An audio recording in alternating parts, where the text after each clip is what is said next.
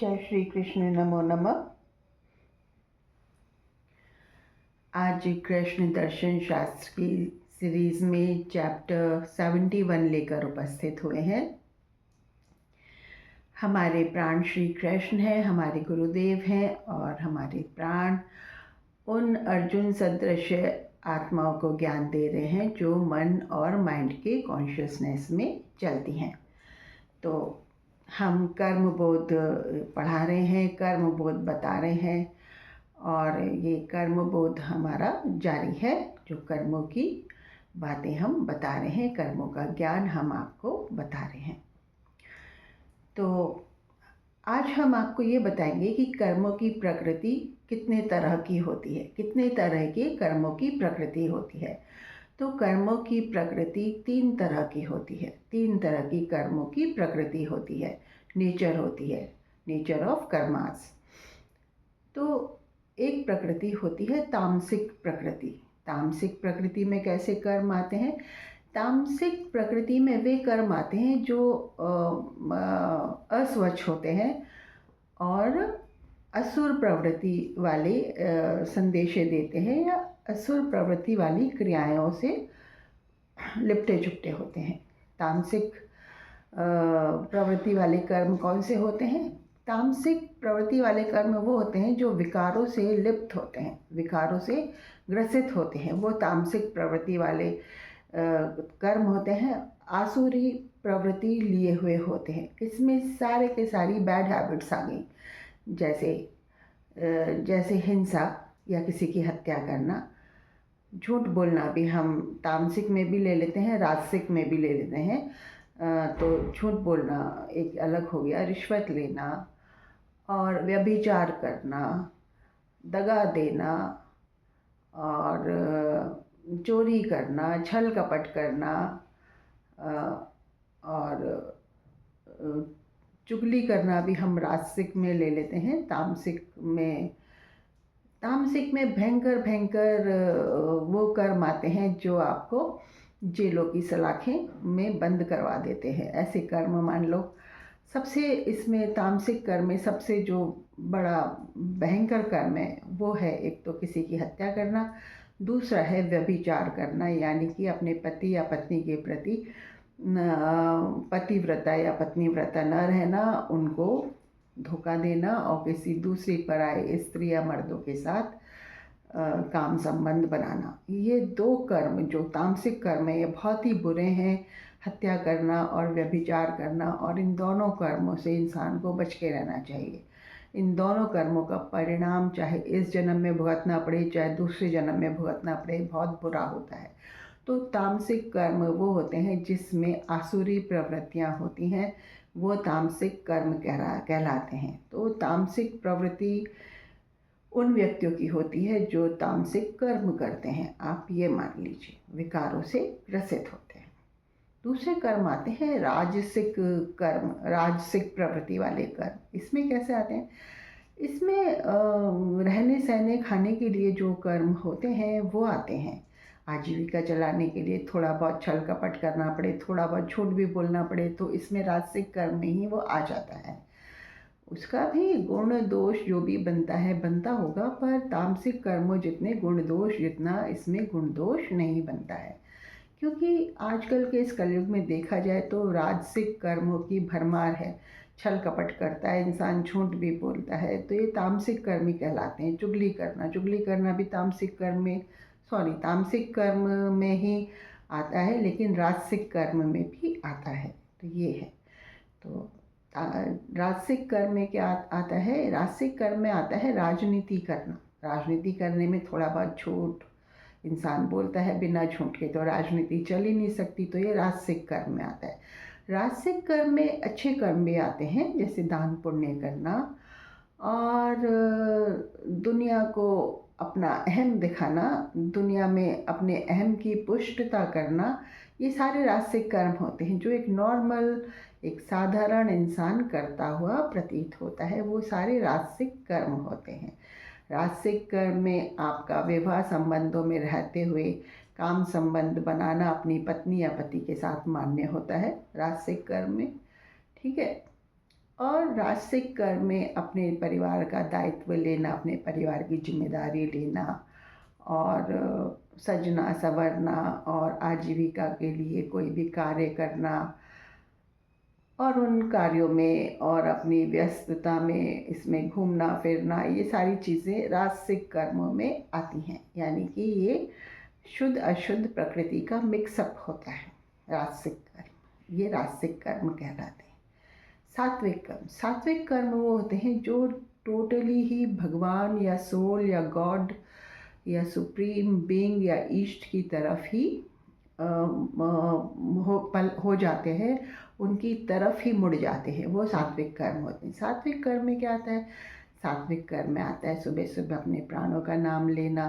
सात्विक कर्म में आना है प्राणों से संबंधित इष्ट के भजन गुनगुनाना, प्रभु की प्रसन्नता के लिए कर्म समर्पित करना। जो भी कर्म करें, हे कृष्ण तुम्हारी प्रसन्नता के लिए, हे कृष्ण तुम्हारे को समर्पित, ऐसी कर्मों के साथ चीज़ें बोलनी शुरू करना, ये सात्विकता लाने लगता है कर्मों में। तो राजसिक कर्म करते हुए अगर हम ये चीज़ें उसमें डाल देते हैं कि हे कृष्ण तुम्हारी प्रसन्नता के लिए मैं कर रहा हूँ, हे कृष्ण तुम्हारी प्रसन्नता के लिए, तुम्हारे आनंद के लिए या तुम्हें समर्पित है, ऐसी चीज़ें जब हम डालने शुरू करते हैं अपने राजसिक कर्म करते हुए, अपने आजीविका से संबंधित, अपने मनोरंजन से संबंधित कर्मों में ये चीज़ें डालना शुरू करते हैं, तो हम सात्विक कर्मों की ओर उन्मुख होने लगते हैं। तामसिक कर्मों में हम ये नहीं कह सकते कि हे प्रभु तुम्हारी प्रसन्नता के लिए। तामसिक कर्मों से भगवान प्रसन्न नहीं होता है। सोल या आपकी आत्मा या आपके प्राण प्रसन्न नहीं होते हैं तामसिक कर्मों से। तामसिक कर्म तो आसुरी प्रवृत्ति लिए हुए कर्म होते हैं, उनसे दूरी बनानी चाहिए। अगर ईश्वर में आस्था रखते हैं और अपनी कमान श्री कृष्ण को संभालना चाहते हैं तो तामसिक कर्मों से दूरी बढ़ाइए। आपको 3 तरह की प्रवृत्ति मैंने बता दी है। तामसिक जो आसुरी प्रवृत्ति होती है, राजसिक जिसमें एक तरीके से राजनीतिक प्रक्रिया चलती है, कुछ अच्छा कुछ बुरा मिक्सअप, आजीविका चलाने के लिए नॉर्मल जो कर्म साधारण करता है इंसान, वो राजसिक कर्म होते हैं। सात्विक कर्म वो होते हैं जो प्रभु को अर्पित होते हैं और प्रभु को खुश रखने के लिए जो भी गीत संगीत भक्ति, जो भी उनकी आराधना, उनका ज्ञान ध्यान करना, ये सारे कर्म सात्विक होते हैं। दान पुण्य राजसिक कर्म कहलाता है और अगर उसके साथ हमने ईश्वर को जोड़ दिया तो वो सात्विकता में आने लगता है। ये कर्म हो गए 3 प्रकृति के, मैंने आपको बता दिए। अब मैं आपको ये बताने जा रहा हूँ कि ज़िंदगी मौज मस्ती का नाम नहीं है। आप ज़िंदगी पाते हैं और उसे एक मौज मस्ती या बस एक सस्ते से ढर्रे पे डाल दिया, बीड़ी पीना, सिगरेट पीना या ऐशो आराम करना या पराई स्त्रियों को, पराई लड़कियों के साथ छेड़छाड़ करना, उनके बदन से खिलवाड़ करना, ये सारी चीज़ें अगर आप अपने कर्मों में शामिल कर रहे हैं तो मान लीजिए आपका पतन होने वाला है। आप इस संसार में भी रहते हुए नरक भोगने वाले हैं और जब आपका मरण समय आएगा तो आपकी आत्मा गर्त में जाने वाली है। वो वापस से मानुष जीवन पाए या नहीं पाए, इसकी कोई गारंटी नहीं है। तो कृपया करके ऐसे कर्मों से बचिए जो आपको गर्त में धकेलते हों, ये ध्यान रखिए। तो सदा वैवाहिक जीवन में ही काम संबंध बनाइए। एक तो ये प्रतिज्ञा लेनी चाहिए मनुष्य को कि जो भी काम संबंध बनाए अपने वैवाहिक जीवन में बनाए, जो भी अपने पति या पत्नी के प्रति परायण रहें, उनके प्रति समर्पित रहें। बाद में जब 50 वर्ष के अवस्था के बाद आप उसमें संयम बरतना शुरू करें और अपने प्राणों की तरफ अग्रसर होना शुरू करें। तो काम संबंध एक वैवाहिक व्यवस्था जो रखी हुई है, इसके अंदर ही बनाए जाएं तो बहुत ही अच्छा और ईश्वर उससे प्रसन्न होता है। ये बात। बाकी जो चीज़ें हैं कि चीज़ें गवर्नमेंट की तरफ से जायज़ हो गई हैं कि भाई इस पे सुप्रीम कोर्ट या हाई कोर्ट या नॉर्मल अदालत इस पे सज़ा नहीं देती है कि विवाह करने के पश्चात भी आप अन्य स्त्री या पुरुष से संबंध बना सकते हैं, तो ये तो धरती के कोर्ट हैं भाई। भगवान का कोर्ट तो केवल विवाह संबंध में ही एक स्त्री या एक पुरुष से संबंध बनाने को मान्यता देता है, ये है। तो भगवान का कोर्ट है। यहाँ पर आप चाहे किसी भी चीज़ को जायज़ या नाजायज़ मानकर कितने भी वो लगा लें, प्रतिबंध लगा लें या छूट दे दें, ये तो मानव के कृत्य हैं, ये जानते हैं। लेकिन भगवान कृष्ण की दृष्टि में भगवान कृष्ण ने कई विवाह किए थे, लेकिन वो ब्रह्मचारी थे। उन्होंने अपनी ज़िंदगी में कभी इस एक्ट की तरफ ध्यान ही नहीं दिया था। हाँ, वो प्रेमी थे, सहृदयी थे, स्नेहिल थे, आलिंगन करते थे अपनी स्त्रियों का, ऐसा नहीं था, लेकिन काम संबंध नहीं बनाते थे। वो ईश्वर थे। जिस रीति से पांडव पैदा हुए थे, जिस रीति से कृष्ण पैदा हुए थे, उसी रीति से कृष्ण के बालक पैदा हुए थे, आप ये जाने। तो ये तो ही ये बात। अब हम बात करते हैं उस कर्म की जिसकी मान्यता बहुत है, बहुत है, बहुत है। कौन सा है वो कर्म? वो कर्म है आजीवन काम न करना। काम यानी आप समझे, काम है वो लस्ट, काम, या आजीवन काम वासना में लिप्त न रहना, यानी कि ब्रह्मचारी रहना, आजीवन ब्रह्मचारी रहना। इस कर्म की आज मैं थोड़ा व्याख्या करना चाहती हूँ या चाहता हूँ। ब्रह्मचारी किसे कहते हैं? आप जानते हैं? ब्रह्मचारी उसे कहते हैं जिसने अपने जीवन में कभी काम संबंध स्थापित न किया हो, किसी भी स्त्री के साथ या किसी भी पुरुष के साथ। ये तो ठीक है, एक्शन में नहीं किया है, पर बहुत से ब्रह्मचारी ऐसे होते हैं जो एक्शन में तो नहीं करते हैं, मतलब जीते जी उनके जीवन में काम संबंध तो दिखाई नहीं देता है, लेकिन उनके मन में वासना में विचार होते हैं। तो क्या कहें ऐसे ब्रह्मचारी को? ऐसे ब्रह्मचारी ने ब्रह्मचारी होने का सुख तो पाया ही नहीं है।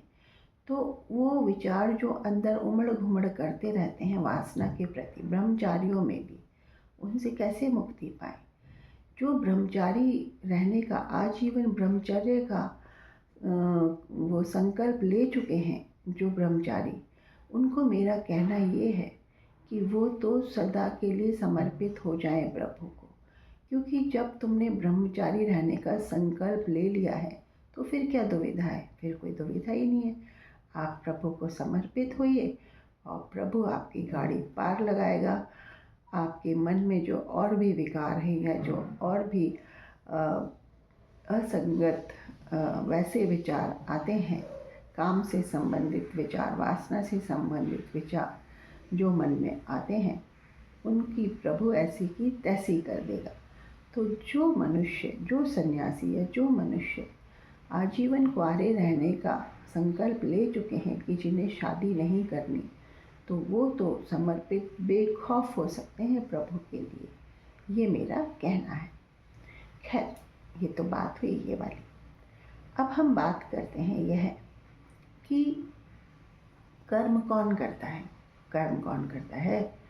शरीर करता है, मन करता है, बुद्धि करती है या आत्मा करती है? कौन करता है कर्म? तो सच पूछो तो सारे कर्म होते तो आत्मा की शक्ति से ही है, आत्मा की शक्ति से ही है।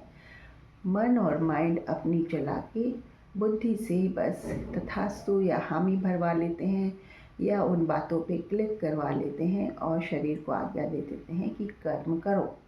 और शरीर किसकी शक्ति पे कर्म करता है? आत्मा की शक्ति पे। जो मौन है, बोल नहीं रही, चुप है, आत्मा की शक्ति पे। आत्मा को चाहे वो कर्म करना भारा है या नहीं भारा है, लेकिन वो कर्म करने की शक्ति शरीर को प्रदान करती है। मूक अवस्था में है, मुखर नहीं हुई है, चाहे वो अंदर से उस कर्म को चाह रही है करना या नहीं चाह रही है, पर क्योंकि बुद्धि स्वरूप आप बैठे हुए हैं और आप मन और माइंड की सुन रहे हैं और शरीर को उसको कर्म करने को हुक्म दे देते हैं। आत्मा को तो आपने पूछा ही नहीं है, बोल भाई तू भी वोटिंग लिस्ट में है या नहीं है, बोल तेरी क्या मंशा है। आत्मा को कौन पूछता है? कोई पूछता ही नहीं है। तो जब आप कहते हैं ना कि ये चीज़ ऐसे हो गई, अब भगवान ही तो कर्म कराता है, अब भगवान देख क्यों नहीं रहा, भगवान क्या नहीं कर रहा। भगवान की उपस्थिति से ये शरीर शक्ति पा रहा है, ये शरीर शक्ति पा रहा है काम करने की। और भगवान से तो पूछ कौन रहा है कि भगवान जी बताओ ये चीज़ हमें करनी चाहिए या नहीं करनी चाहिए। भगवान तो तब बताने लायक होंगे ना जब बुद्धि उनका नाम लेके, उनको जप के, उनको भज के, उनके प्रति समर्पित होके, उनके प्रति आसक्त होके, उनके प्रति डिवोटेड होके उनको हृदय क्षेत्र में स्थापित करेगी। तब तो भगवान बोल पाएंगे और मुखर हो पाएंगे, तब तो अपनी मंशा बताएंगे। इतने भगवान आपके इस शरीर में पड़े हुए हैं और आपको शक्ति दे रहे हैं, बस जो आप अपने हिसाब से, आप बुद्धि स्वरूप हैं, आप जिसकी चाहे, जिसकी इच्छा चाहे उनके हिसाब से कर्म करिए या कराइए। तो ये बात है, कैसे हम कहते हैं ना भाई भगवान क्यों नहीं देख रहा, ये कर्म हो गया, आजकल ऐसे कर रही है दुनिया, वैसे कर रही है, भगवान क्यों नहीं देख रहा। वो देख रहा है, साक्षी भाव में पड़ा हुआ है, देख रहा है, पर वो प्रकट नहीं हुआ है, मुखर नहीं हुआ है। कैसे रोके आपको कि बेटा ये कर्म मत करो। वैसे तो वो ही है मालिक इस शरीर का, पर मालिक तो तब बनेगा ना जब वो नीचे के प्यूबिक सेंटर और अम्बिलिकल सेंटर से जब उनका बुद्धि स्वरूप आप नाम ले लेके उन्हें उच्च क्षेत्र में स्थापित करोगे, हृदय में स्थापित करोगे, तभी तो वो आपके कर्मों पे रोक टोक लगा पाएगा, तभी तो वो आपको ज्ञान दे पाएगा, तभी तो वो आपको आगे उधर दिशा में और बढ़ाएगा। उससे पहले तो आप बुद्धि स्वरूप क्लिक करते जाओ मन और माइंड की बातों पे, मन और माइंड की डिज़ायर्स पे, इच्छाओं पे आप क्लिक करते जाओ और आत्मा शक्ति देती जा रही है, आप करते जाओ कर्म। तो जो भी कर्म इंसान करता है वो किस वजह से करता है, क्योंकि वो बुद्धि स्वरूप अपना रोल प्ले नहीं करता है। 3 तरह की कर्मों की प्रवृत्ति होती है। मन और माइंड आपको किस तरह की प्रवृत्ति में धकेलते हैं, ये आप मानुष शरीर में होते हुए, बुद्धि स्वरूप होते हुए आप इस बात को जानिए। जब तक कर्म का विज्ञान नहीं जानेंगे आप अपने कर्मों पे लगाम ही नहीं लगा पाएंगे। लगाम, फाइनली लगाम तो श्री कृष्ण को लगानी होती है, श्री कृष्ण को लगानी होती है, क्योंकि मन आपकी कंट्रोल में है ही नहीं। मन और माइंड तो बस आपसे क्लिक चाहते हैं, क्योंकि आप जानते नहीं कि आप बुद्धि स्वरूप हैं। तो आप भी लगाम लगाना सीखिए कि किस प्रवृत्ति का कर्म कर रहा हूँ, किस प्रवृत्ति की ओर जा रहा हूँ, ये मेरा कर्म तामसिक है या राजसिक है या सात्विक है। सात्विक कर्मों की तरफ की प्रवृत्ति आपको जीवन में कर्म बंधनों से मुक्त करने लगती है, आपके प्राणों को उजागर करने लगती है, आपके प्राणों को जगाने लगती है। ये सात्विक कर्म होते हैं। राजसिक कर्म नॉर्मल अम्बिलिकल सेंटर के कर्म होते हैं। तामसिक कर्म प्यूबिक सेंटर में जब आपकी चेतना या प्राण स्थित होते हैं तो वो तामसिक कर्म होते हैं। तो आज हमने कर्मों की भाषा ये बताई। आप जानिए, समझिए, पहचानिए कर्मों के विज्ञान को। जय श्री राधे, जय श्री हरि। खुश रहिए।